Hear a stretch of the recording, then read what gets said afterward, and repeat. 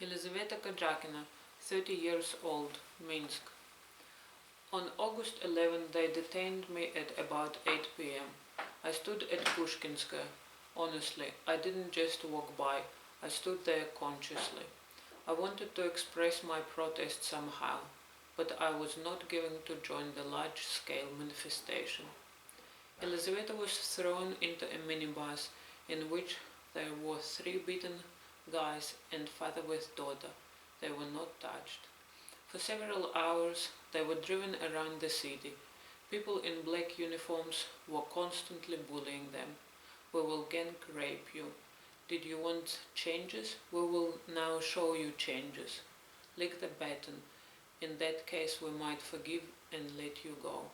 All was said in obscene language and with laughter.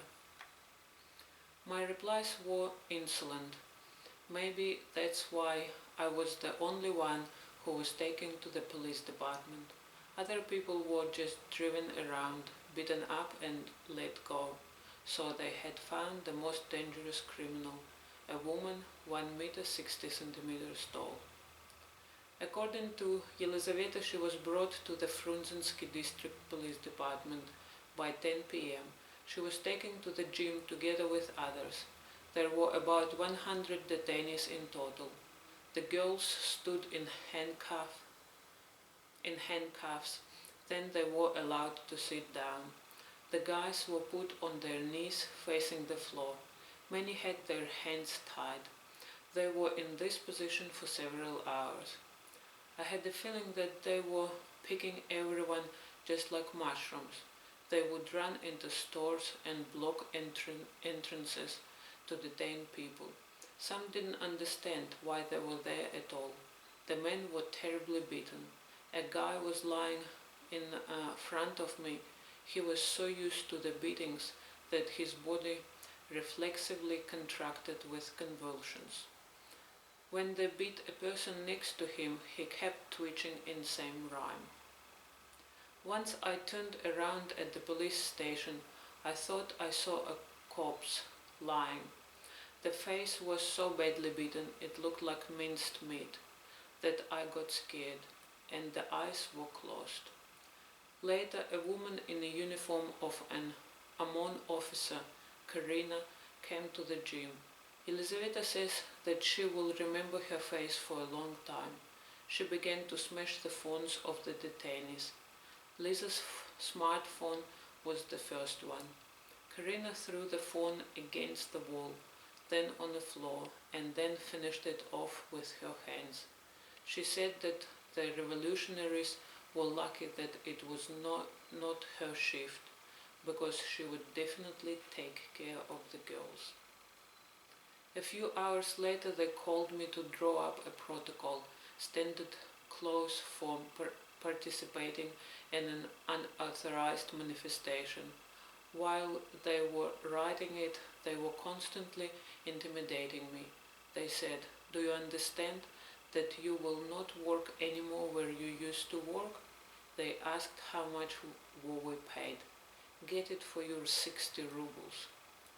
In the morning, Yelizaveta and other people from the police department were put into a paddy wagon, 20 people on the floor in 2 rows.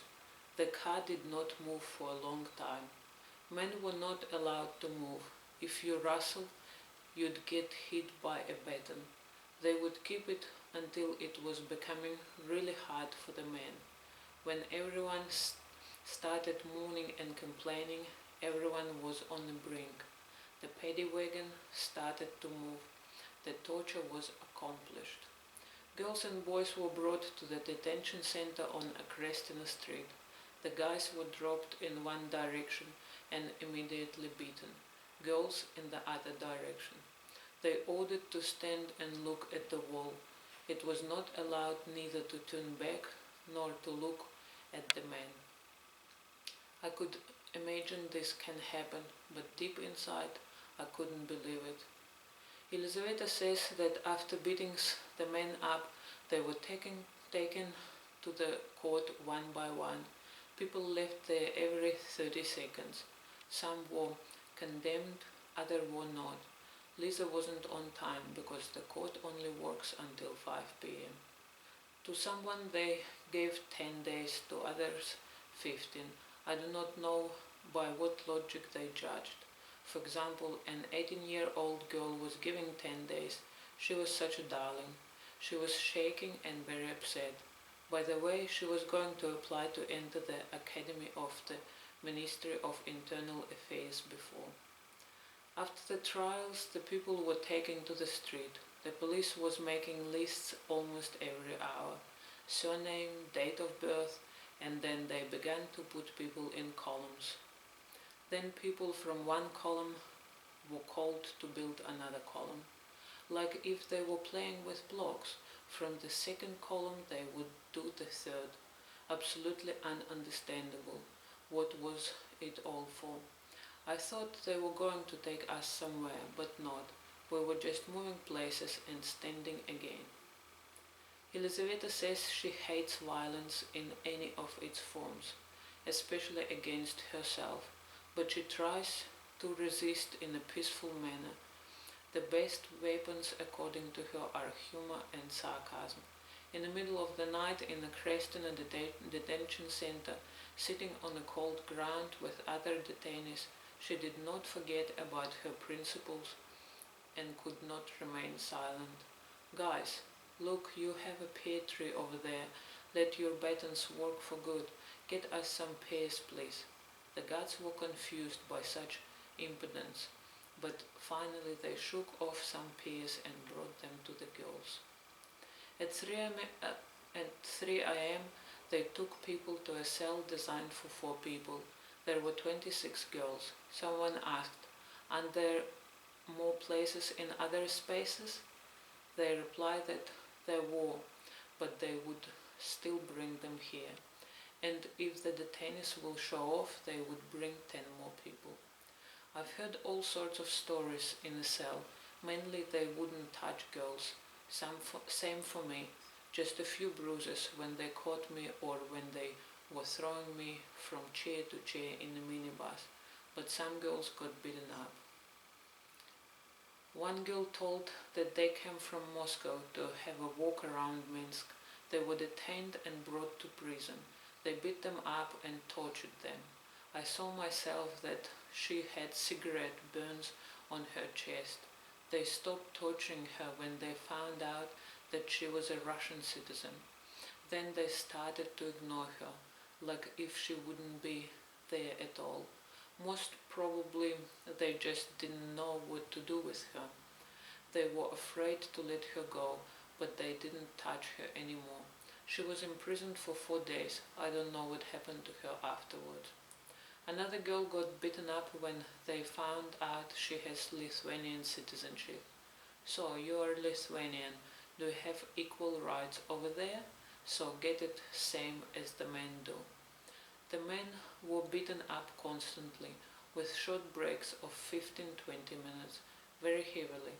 At night at Akrestsina detention center there were such screams. Some girls were detained together with their boyfriends. They were sitting down breathless.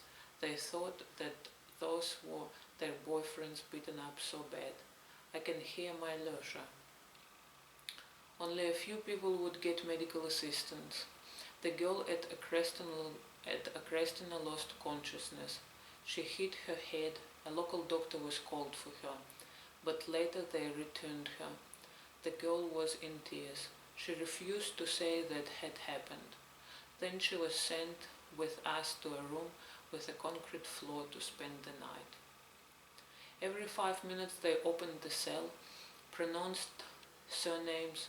They were checking something. It looked like they organized a census. Then I and the girl with Lithuanian citizenship were taken out.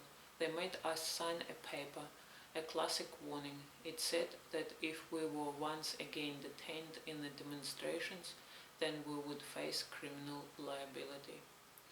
They let Yelizaveta out on the 13th of August at 5:30 a.m. She went to the volunteers and felt being in a different world. Thanks so much to all who are not indifferent. They fed me, gave me water, and even gave me a cigarette.